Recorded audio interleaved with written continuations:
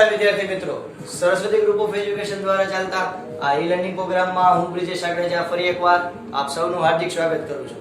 આપણે ધોરણ 10 ની અંદર વિજ્ઞાન વિષયની અંદર ચેપ્ટર નંબર 5 નો અભ્યાસ કરતા હતા કે જેનું નામ છે તત્વોમાં આવર્તનીય વર્ગીકરણ, કે જેમાં આપણે અત્યાર સુધી આપણે જેટલા પણ આધુનિક આવર્ત કોષ્ટક બનાવ્યું એમાં નવા તત્વો આપણે જે શોધેલા છે એ નવા તત્વો કેવી રીતે આપણે શોધ્યા એનો આપણે ડિટેલમાં અભ્યાસ કરેલો. તેમાં સૌથી પહેલા ડોલ્ટન નામના વૈજ્ઞાનિક આવ્યા હતા કે જેને આપણે ત્રિપુટીના એટલે કે ત્રણ જોડાનો નિયમ આપ્યો હતો કે જેમાં વચલા પદાર્થનું પરમાણુય દળ એ પહેલા અને ત્રીજાના સરેરાશ જેટલું હોય. ત્યારબાદ ન્યુટન નામના વૈજ્ઞાનિક આવ્યા કે જેને સંગીતના સુર પ્રમાણે એટલે સારેગમ પદ્ધતિ પ્રમાણે તત્વોને ગોઠવા, એટલે કે પહેલા તત્વથી 8મા ક્રમે આવતું તત્વ એના ગુણધર્મો હશે સમાન, એટલે કે પહેલું અને 8મું એના ગુણધર્મ સરખા, બીજું અને 9મું એના ગુણધર્મ સરખા અને ત્રીજું અને 10મું એના ગુણધર્મ સરખા. પણ આમાં પણ મેળ ન આવ્યો, કારણ કે આ જે છે હલકા તત્વો માટે, હલકા એટલે તો કે ભાઈ જેનું પરમાણુય દળ 40 હોય, કેલ્શિયમ સુધીના તત્વો માટે જ આ લાગુ પડતો હતો, વધારે તત્વો માટે આ લાગુ પડતો નહોતો. તો એના માટે હેનરી મોસ્લે નામના વૈજ્ઞાનિક આવ્યા, પણ એની પહેલા ડિસ્કસ કરતા મેન્ડેલિફ નામના વૈજ્ઞાનિક આવ્યા. એ મેન્ડેલિફ નામના વૈજ્ઞાનિકે 63 તત્વોને, એટલે કે ત્યારના જમાનામાં 63 તત્વો જાણીતા હતા, એ 63 તત્વોને એને એક મસ્ત મજાના કોષ્ટકમાં ગોઠવા. એમાં એને 3 વસ્તુને ધ્યાનમાં લીધી: પરમાણુય દળનો ચડતો ક્રમ, બીજું મૂળભૂત ગુણધર્મો અને ત્રીજું રાસાયણિક ગુણધર્મો. આ ત્રણેય જે છે ગુણધર્મોને ધ્યાનમાં લઈ અને એને તત્વોને મસ્ત મજાના કોષ્ટકમાં ગોઠવા. એમાંને નિર્ભયતાથી કીધું કે ભાઈ હજી ભવિષ્યમાં ઘણા બધા નવા તત્વો પણ શોધાશે.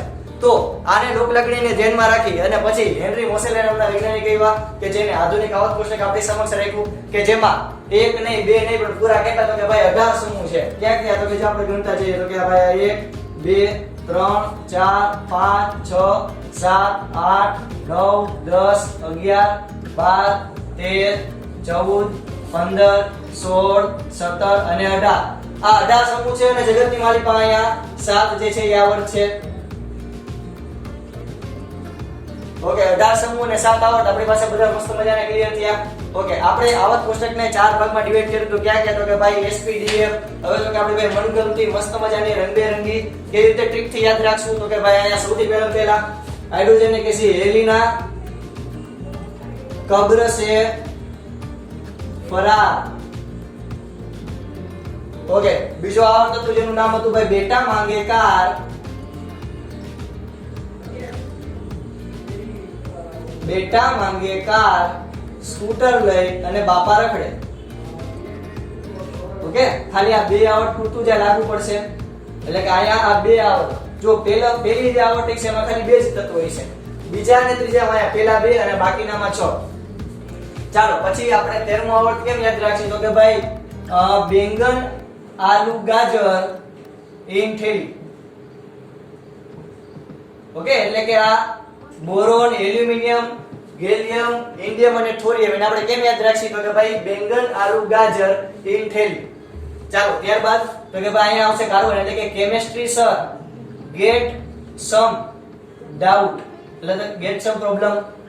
ચાલો ત્યાર પછી તો કે ભાઈ નહીં પડોશન આને છે સબ બિગડે. નહીં પડોશન આને છે સબ બિગડે. હાલો ભાઈ જગતની માલિકા આગળ વધીએ તો કે અહીંયા બોરોન આવી ગયું, કાર્બન આવી ગયું, નાઇટ્રોજન અને ઓક્સિજન, તો કે ભાઈ ઓસ છે ટેપો. ચાલો ત્યારબાદ તો કે ભાઈ ફિર કલ બહાર આઈ આંટી.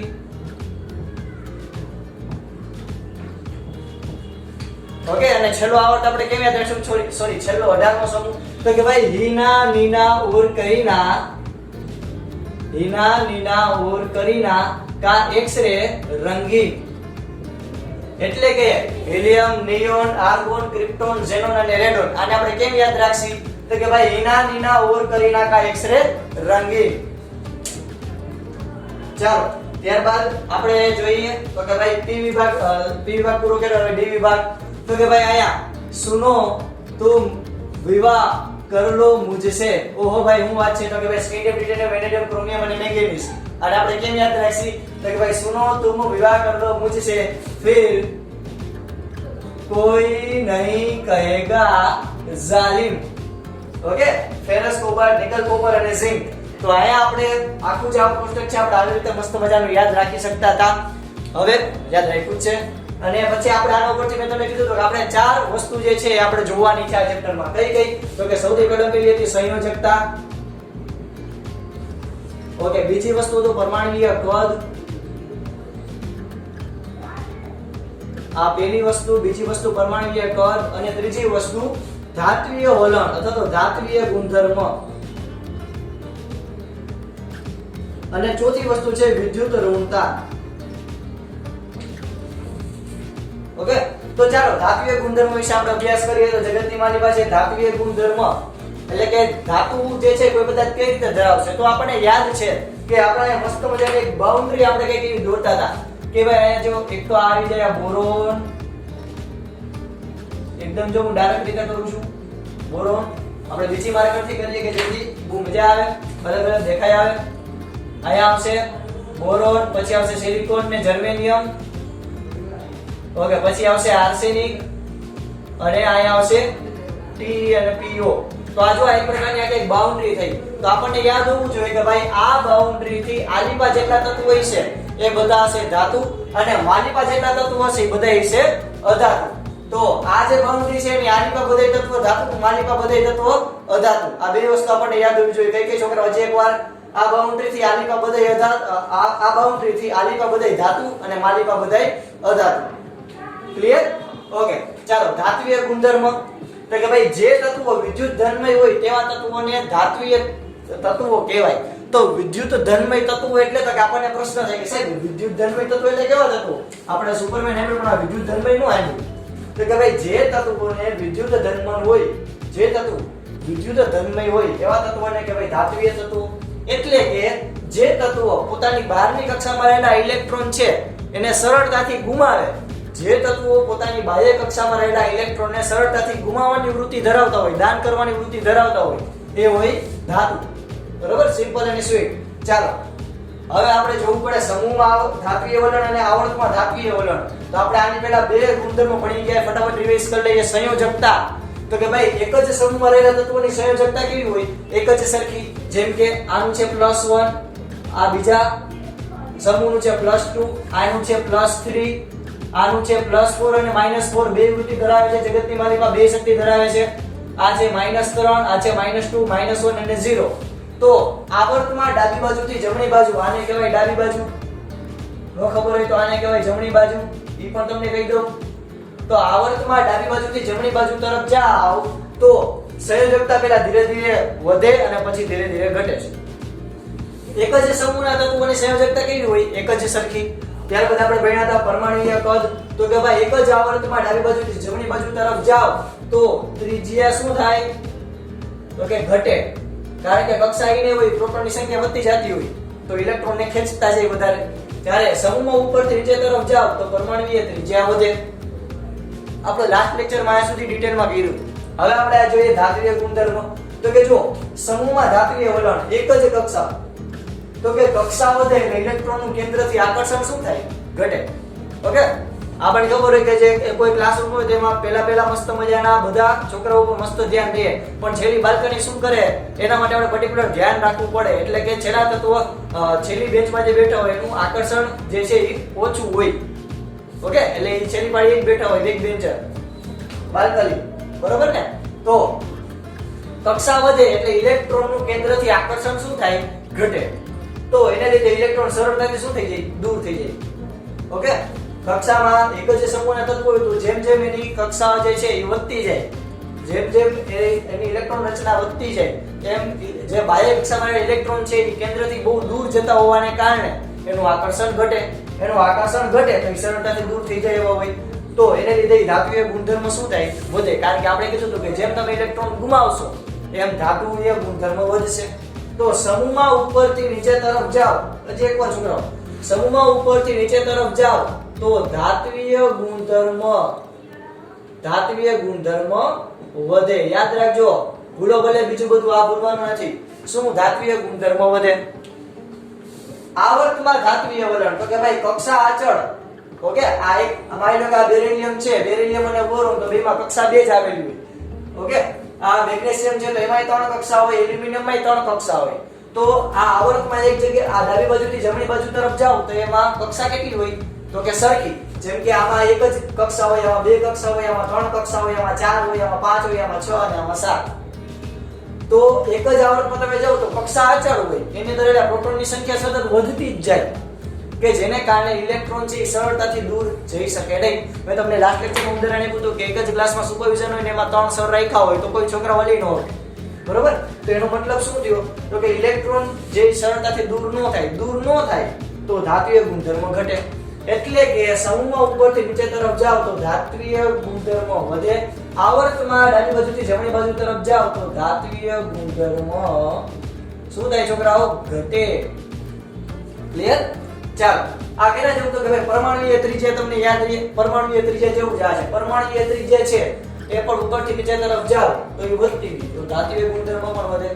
એવી રીતે પરમાણુય ત્રિજ્યા ઘટતી હતી તો ધાત્વિય ગુણધર્મ પણ ઘટે. એટલે એક યાદ રાખો તો buy one get one free, બરોબર? ચાલો હવે છે અધાત્વિય ગુણધર્મ. તો કે ભાઈ અધાત્વિય ગુણધર્મ એટલે કે ભાઈ જે તત્વો વિદ્યુત ઋણમય તત્વો હોય, એટલે કે જે તત્વો પોતા ઇલેક્ટ્રોન કોકમાંથી મેળવવાની વૃત્તિ ધરાવતા હોય, જે તત્વો પોતાની બાહ્ય કક્ષામાં ઇલેક્ટ્રોનની સંખ્યા પૂર્ણ કરવા માટે, પોતાનું અષ્ટક પૂરું કરવા માટે, નિષ્ક્રિય વાયુઓ જેવી રચના પ્રાપ્ત કરવા માટે બીજા તત્વો પાસેથી ઇલેક્ટ્રોન મેળવે, ઉધાર લે, ઓકે, પછી બે રીતે ઉધાર કરી શકે, ભાગીદારી પણ કરે, બરોબર? એટલે કે સહસંયોજક બંધ બનાવશે. ઓલમોસ્ટ બધા આ જ કરતા હોય. અધાત્વિય ગુણધર્મ સહસંયોજક બંધ બનાવે, એટલે કે ભાગીદારી કરે, ભાઈ પાર્ટનરશિપ કરે બધા બીજા તત્વોના ઇલેક્ટ્રોન સાથે, ઓકે? તો એ જે છે એવા તત્વોને આપણે કહીએ અધાત્વિય ગુણધર્મ. એટલે આપણે અહીંયા બે ડિફરન્સ ક્લિયર કરી શકીએ કે ધાત્વિય ગુણધર્મ કોણ ધરાવે? તો કે ભાઈ જે પરમાણુની બાહ્ય કક્ષામાં રહેલા ઇલેક્ટ્રોન સરળતાથી વયા જાય, દૂર થઈ જાય, એને આપણે ધાત્વિય પદાર્થો કહીએ છીએ. અને જે પરમાણુની બાહ્ય કક્ષામાં રહેલા ઇલેક્ટ્રોન છે એ સરળતાથી દૂર ન થાય, એ ઇલેક્ટ્રોન મેળવવાની વૃત્તિ ધરાવતો હોય તો એને કહીએ અધાતુ અથવા તો અધાત્વિય ગુણધર્મ ધરાવે છે. એમ કે ભાઈ સમૂહમાં અધાત્વિય વલણ ઉપરથી નીચે તરફ જતા અધાત્વિય ગુણધર્મ ઘટે છે. કારણ કે સમૂહમાં ઉપરથી નીચે તરફ જાશો તો ઇલેક્ટ્રોનનું આકર્ષણ તો ઘટતું જશે. એ લોકો ધાત્વિય ગુણધર્મ ધરાવે તો સમૂહમાં ઉપરથી નીચે તરફ જાવ તો ધાત્વિય ગુણધર્મ ઘટે કે વધે? તો કે ધાત્વિય ગુણધર્મ વધે તો સામે અધાત્વિય ગુણધર્મ ઘટતો જાય, કારણ કે બે એકબીજાના વિરોધી છે, ધાતુ અને અધાતુ, બરોબર? તો જો આ પર્ટિક્યુલર પોઈન્ટ ક્યાં લાગુ પડે? તો કે આ અધાતુ માટે. જો આટલો પાર્ટ છે એ અધાતુ માટેનો છે. હવે તમને એમ પૂછે કે જો ફ્લોરીન, ક્લોરીન, બ્રોમિન અને આયોડિન એમાંથી કોણ વધુ અધાતુ તરીકે વર્તતું હોય છે? તો તમારે અહીંયા કેવું પડે કે ભાઈ ફ્લોરીન છે એ સૌથી વધારે અધાતુ તરીકે વર્તતું હોય છે. એનું કારણ તો કે ભાઈ તમે સમૂહમાં ઉપરથી નીચે તરફ જાઓ તો અધાત્વિય ગુણધર્મ ઘટે છે, કારણ કે જેમ ઉપરથી નીચે તરફ જાઓ તો કક્ષા વધતી જાય તો ઇલેક્ટ્રોનનું આકર્ષણ ઘટતું જાય, ઓકે? તો આયોડિન છે એની તમે ઇલેક્ટ્રોન રચના કરો તો બહુ દૂર લગી ઇલેક્ટ્રોન ફેલાયેલા હોય, એટલે પરમાણુ હોય એના કેન્દ્રનું ઇલેક્ટ્રોન પ્રત્યે આકર્ષણ ઓછું હોય, એટલે એને લેવા દેવા જ નહીં, એ પાર્ટી શું કરે, બરાબર? એટલે સમૂહમાં ઉપરથી નીચે તરફ જાઓ તમને આ રીતે પ્રશ્ન પૂછાય કે આ ચાર આપી દે તત્વો એમ કે આમાંથી અધાતુના ચડતા ક્રમ પ્રમાણે ગોઠવો તો સૌથી વધુ અધાતુ જે છે ફ્લોરીન, પછી ક્લોરીન, બ્રોમિન અને આયોડિન. એટલે એક જ સમૂહમાં ઉપરથી નીચે તરફ જાઓ તો અધાત્વિય ગુણધર્મ શું થાય? ઘટે. જ્યારે આવર્તમાં અધાત્વિય ગુણધર્મ ડાબી બાજુથી જમણી બાજુ તરફ જાઓ તો ધાત્વિય ગુણધર્મ ઘટે છે, તો ઓબવિયસ વાત છે કે અધાત્વિય ગુણધર્મ વધતો જોઈએ. ક્લિયર થયો? Okay, clear? ડંડનાટન. તો આપણે શું કહ્યા? તો કે ભાઈ ધાત્વિય ગુણધર્મ તો કે જે પદાર્થ અથવા તો જે પરમાણુના ઇલેક્ટ્રોન સરળતાથી દૂર થઈ શકતા હોય, ઓકે, જે સરળતાથી ઇલેક્ટ્રોન ગુમાવે એને કહેવાય ધાતુ તત્વો.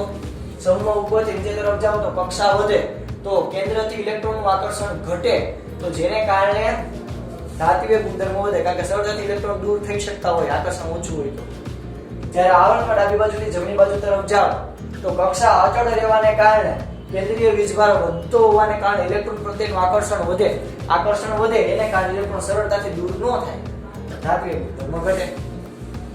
અધાત્વિય ગુણધર્મ તો કે ભાઈ ધાત્વિય ગુણધર્મનું ઉલટું, જે તત્વો સરળતાથી ઇલેક્ટ્રોન મેળવતા હોય કોઈ પાસેથી, ઇલેક્ટ્રોન મેળવે, દાન ન કરે, મેળવે, એને આપણે કહીએ અધાતુ. સમૂહમાં તો કે સમૂહમાં ઉપરથી નીચે તરફ જાઓ તો કેન્દ્રથી કહેવાય કે બહારની કક્ષાનું આકર્ષણ ઘટતું હોવાને કારણે અધાત્વિય ગુણધર્મ પણ ઘટે. અને સમૂહમાં ડાબી બાજુથી જમણી બાજુ તરફ જાઓ તો કેન્દ્રનું ઇલેક્ટ્રોન પ્રત્યે આકર્ષણ વધે, કે જેને કારણે અધાત્વિય ગુણધર્મ પણ વધે. ઓકે છોકરાઓ, તો ચાલો ફટાફટ આ રંગબેરંગી તમારા પેન થી આ બધું લખી લો.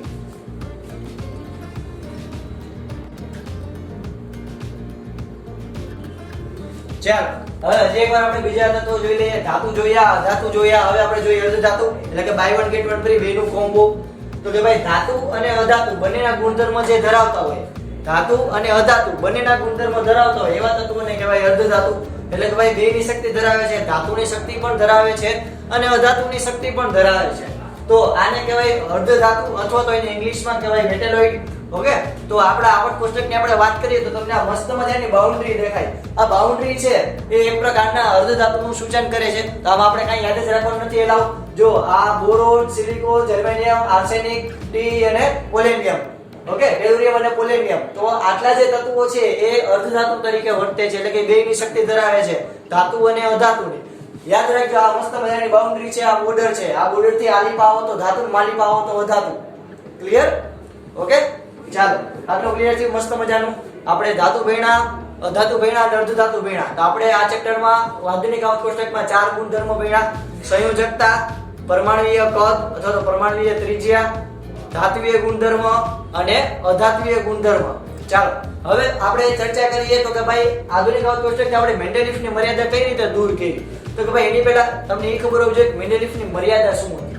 તો કે ભાઈ મેન્ડેલિફના આવર્ત કોષ્ટકની મર્યાદા એ હતી કે સૌથી પહેલું કે સમસ્થાનિકો જે છે એનું સ્થાન ક્યાં રાખવું. કારણ કે સમસ્થાનિકો એટલે જેના પરમાણુય ક્રમાંક સરખા પણ એના દળ કેવા અલગ અલગ, એટલે કે અટક એક જ સરખી પણ વજન અલગ અલગ. તો એવા જે છે એને આપણે ક્યાં રાખવા એ એક મુશ્કેલીનો વિષય હતો. આ સિવાય બીજી વસ્તુ હતી કેટલાક સામાન્ય તત્વો છે જે એને પરમાણુય દળના ચડતાક્રમમાં ગોઠવી શકતા નહોતા. એટલે કે ઓછું પરમાણુય દળ, વધુ પરમાણુય દળ એવું થવું છે, પણ ક્યાં કેવું થઈ જતું વધુ પરમાણુય દળ છે એ ઉપર રાખવા પડતા એવા તત્વો. એટલે કે જે પરમાણુય દળનો જે ચડતો ક્રમ છે એ આપણે ક્યાંક સિક્વન્સ જે છે એ આપણે તોડવી પડતી હતી. અને ત્રીજું તો કે એને લીધે નવા તત્વોની આગાહી જે છે એ આપણે કરી શકતા નહોતા. એટલે કે નવા તત્વો કેટલા શોધાશે એની આપણે આગાહી કરી શકતા નહોતા, કારણ કે પરમાણુય દળમાં અનિયમિતતા હતી. તો આપણે એને દૂર કરવા માટે આધુનિક આવર્ત કોષ્ટકમાં આપણે કયા કયા સ્ટેપ કર્યા તો કે ભાઈ આવર્ત કોષ્ટકમાં આપણે બધી વસ્તુ છે પરમાણુય ક્રમાંકને આધારે બધા તત્વોને ગોઠવ્યા. તો સમસ્થાનિકોમાં તો દળ જુદા જુદા છે પણ પરમાણુય ક્રમાંક તો સરખા જ છે. એટલે કે હાઇડ્રોજનની ચર્ચા કરું તો હાઇડ્રોજનનું સ્થાન અહીંયા છે. હકીકતમાં એનું સ્થાન કઈ નક્કી જ નથી, પણ આ તો આપણી બુકમાં અહીંયા દેખાડ્યું છે કે અહીંયા છે. તો હાઇડ્રોજનનું સ્થાન અહીંયા છે. તો હાઇડ્રોજનના 3 સમસ્થાનિક છે પણ એના ક્રમાંક પરમાણુ ક્રમ તો કેટલો છે? એક જ. તો આપણે તો પરમાણુય ક્રમ પ્રમાણે ગોઠવ્યા એટલે આપણને કાંઈ નડશે નહીં. એટલે કે તત્વોને પરમાણુય ક્રમાંકના આધારે ગોઠવી અને આપણે એની મર્યાદા દૂર કરી. બીજું તો કે આપણે પરમાણુય ક્રમાંકને ધ્યાનમાં લીધા એટલે કોબાલ્ટ અને નિકલનું એક આપણે ઉદાહરણ લીધું હતું કે નિકલ કોબાલ્ટ છે એ વધુ દળ ધરાવે છે. ઓકે, તો એને ઉપર મૂક્યું હતું, જ્યારે હકીકતમાં આપણે એ મર્યાદા દૂર કરી અને પરમાણુય ક્રમાંકને ધ્યાનમાં લઈ અને આપણે કર્યું તો એમાં ઓબ્વિયસ વાત છે કે પ્રોટોનની સંખ્યા ધ્યાનમાં લીધી એટલે આપણે એ પણ મર્યાદા દૂર કરી કે ક્યાંક એવું બનતું કે અહીંયા ઓછું પરમાણુય દર, વધુ પરમાણુય દર, વધુ પરમાણુય દર એવું થવું જોઈએ. એટલે કે ઓછું ધીરે ધીરે વધતું જાય એવી રીતે આપણે સિક્વન્સ ગોઠવવાની. પણ એની જગ્યાએ ક્યાંક આપણે એવું કરતા હતા કે ઓછું પરમાણુય દર હોય વધુ પરમાણુય દરની ઉપર રાખી દેતા હતા. જેમ કે આપણે ઉદાહરણ આપ્યું હતું કોબાલ્ટ અને નિકલ. ઓકે, પણ એ મર્યાદાને આપણે કેવી કરી દૂર, કારણ કે નિકલ જે છે એનું પરમાણુય દળ છે એ કેવું છે તો કે પરમાણુય દર વધુ હોવાને કારણે એ આગળ હતું, પણ હકીકતમાં આપણે એને પાછળ લઈ શક્યા એટલે આ મર્યાદા પણ દૂર કરી શકીએ.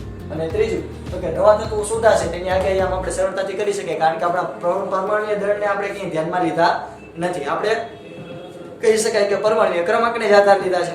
બરોબર? ક્લિયર? ચાલો તો આપણે મસ્ત મજાનું આ 5મું ચેપ્ટર કેવું કીધું અહીંયા પૂરું. તો આજે અહીંયા આપણું આ 5મા ચેપ્ટરનો લાસ્ટ લેક્ચર છે.